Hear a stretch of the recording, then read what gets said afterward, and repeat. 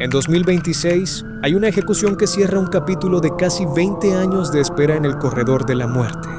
El 12 de febrero de 2026, a las 10 de la mañana, Oklahoma ejecutó por inyección letal a Kendrick Antonio Simpson, condenado por un tiroteo que dejó 2 muertos y un sobreviviente traumatizado. En este expediente repasamos su caso de principio a fin con todos los detalles que pocos se atreven a contar, el crimen que lo llevó al corredor, la furia que estalló por un simple comentario sobre una gorra, los 19 años de apelaciones y lo que dijo en sus últimas horas antes de morir.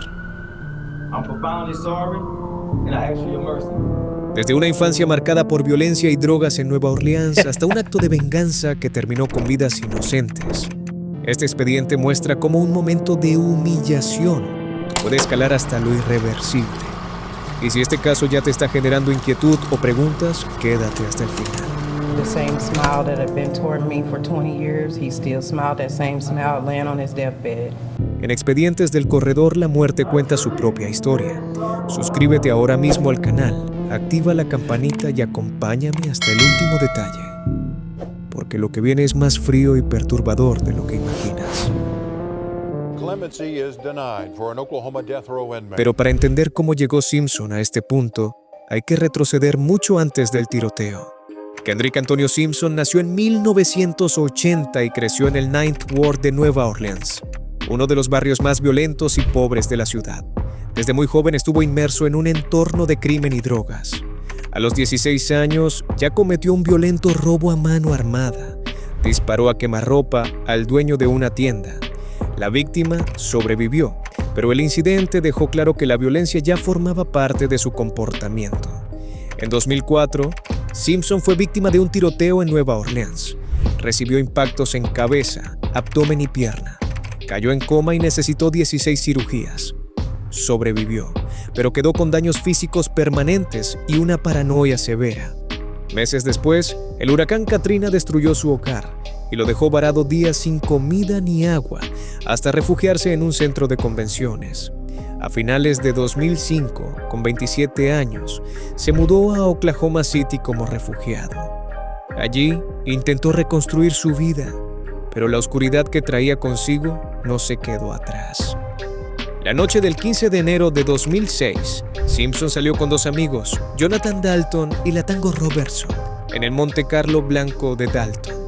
Antes de ir al Club Fritz, un nightclub de hip hop en noroeste de Oklahoma City, Simpson pasó por su casa y tomó un rifle estilo AK-47 que guardó en el maletero, accesible desde el asiento trasero. Primero fueron a una fiesta privada. Llegaron al Fritz alrededor de la medianoche. Mientras caminaba por el club, Simpson pasó cerca de London Johnson, Anthony Jones y Glenn Palmer. Uno de ellos hizo un comentario sobre la gorra de los Chicago Cubs que llevaba Simpson, según fiscales, asociadas a una pandilla rival. Simpson volvió a su mesa y les dijo a sus amigos que alguien le había dado problemas por su gorra. Poco después, se acercó a Palmer, Jones y Johnson. En el segundo enfrentamiento amenazó: "Los voy a picar". Término callejero para disparar con AK-47. Después de la amenaza, se alejó, pero volvió una vez más. Extendió la mano hacia Palmer y dijo que debían arreglar el asunto. Palmer respondió con un puñetazo en la boca que lo tiró al suelo. Furioso y humillado, Simpson le dijo a Dalton y Robertson que quería irse. Los 3 salieron del club y caminaron al estacionamiento. Allí hablaron con unas chicas que también salían. Las chicas les dijeron que las siguieran a un 7-Eleven en 23 Street y Portland. Cuando llegaron al 7-Eleven, Simpson, Dalton y Robertson estacionaron atrás. Entonces vieron a Palmer, Jones y Johnson entrar en el Chevrolet Caprice de Palmer. Dalton le dijo a Simpson que se calmara, pero Simpson estaba fuera de sí y quería venganza. Cuando Palmer salió del estacionamiento y entró a la Interestatal 44, Simpson ordenó a Dalton que lo siguiera. Durante la persecución, Simpson, en el asiento del copiloto, exigió a Robertson atrás que le pasara el rifle. Dalton siguió al Caprice hasta que salieron en Pennsylvania Avenue. Allí Dalton puso el Monte Carlo al lado izquierdo del Caprice. Simpson sacó el rifle por la ventana abierta del pasajero y abrió fuego. Palmer, conductor, recibió 4 impactos. Uno rozó su hombro derecho. 2 en la espalda izquierda y uno fatal en el pecho. Al principio estuvo consciente, habló y supo que lo habían disparado. Temía que regresaran, pero su respiración se volvió agitada. Empezó a hacer sonidos de ahogo mientras su pecho se llenaba de sangre y perdió el conocimiento. Jones, pasajero delantero, recibió múltiples impactos, incluyendo cabeza y torso. Murió casi de inmediato. Según el médico forense, sus heridas no eran sobrevivibles. Probablemente murió en segundos. Johnson intentó desesperadamente hacer RTP a ambos, pero fue inútil. Paró un auto que pasaba y pidió ayuda. Palmer y Jones fueron declarados muertos en la escena. Dalton siguió conduciendo hasta una residencia en Midwest City, donde dejaron el rifle y cambiaron de vehículo. Después, los tres fueron a encontrarse con las chicas que habían conocido en Fritz. Simpson fue arrestado poco después del tiroteo. Durante el interrogatorio admitió haber estado en Fritz con Dalton y Robertson y que lo habían golpeado en la cara esa noche, pero negó los asesinatos. Sin embargo, sus dos cómplices, Dalton y Robertson, fueron inicialmente acusados de 2 cargos de asesinato en primer grado y luego testificaron contra él en el juicio. El juicio se celebró en 2007 en el Tribunal de Distrito del Condado de Oklahoma. El jurado lo declaró culpable de todos los cargos: 2 asesinatos en primer grado con premeditación y un cargo de disparar con intención de matar. Después de la condena pasó años presentando apelaciones, todas rechazadas. Simpson pasó casi 20 años en el corredor de la muerte de Oklahoma. Durante ese tiempo obtuvo su GED, equivalente a bachillerato, y publicó un libro de poemas, ensayos y cuentos cortos. En sus escritos expresó arrepentimiento y pidió misericordia, pero el sistema no cedió. El 19 de noviembre de 2025, la Corte de Apelaciones Criminales de Oklahoma emitió la orden de ejecución para el 12 de febrero de 2026 a las 10 de la mañana. El 12 de febrero de 2026, Kendrick despertó a las 5 de la mañana, se duchó y se reunió con su asesor espiritual. A las 7 de la mañana, recibió visita de sus 4 hijos y una nieta, que se quedaron con él hasta las 8:30 de la mañana. Para su última comida pidió una hamburguesa con tocino y queso, un gran pedido de aros de cebolla y un batido de fresa. Alrededor de las 9:30 de la mañana lo escoltaron a la cámara de ejecución. Lo colocaron en la camilla acolchada y lo sujetaron con correas. 3 líneas intravenosas fueron insertadas para la inyección letal. Oklahoma usa protocolo de 3 drogas: midazolam como sedante, becuronio bromuro para detener la respiración y cloruro de potasio para parar el corazón.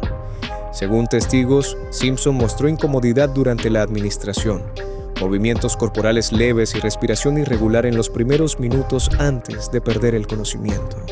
A las 10:33 de la mañana, las autoridades lo declararon muerto oficialmente.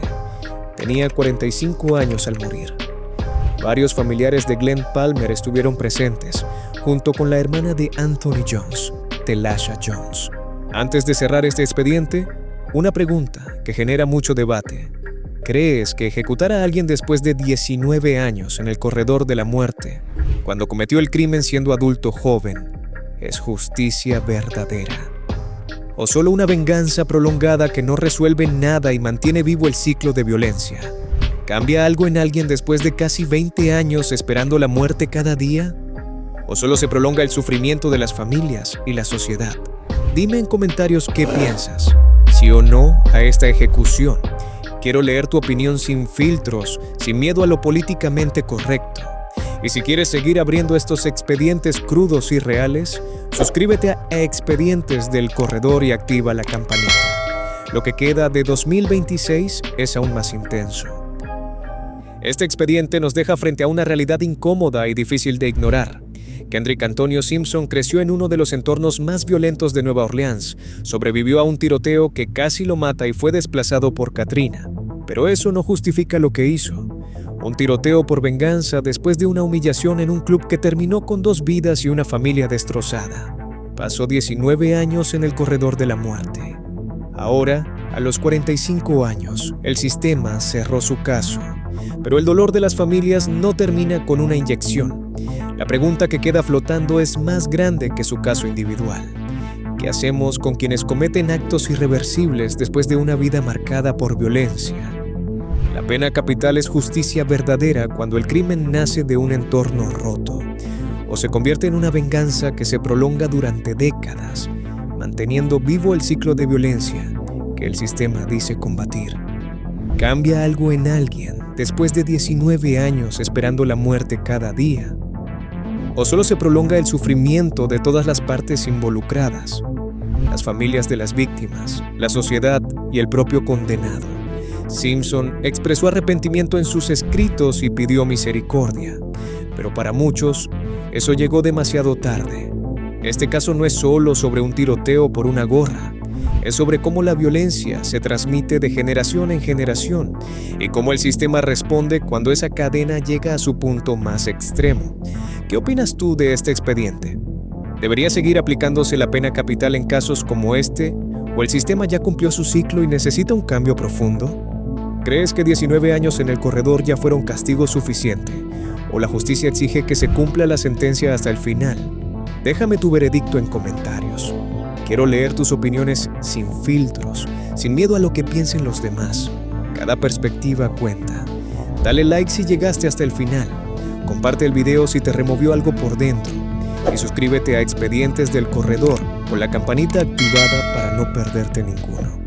Aquí la muerte cuenta su propia historia. Nos vemos en el próximo expediente.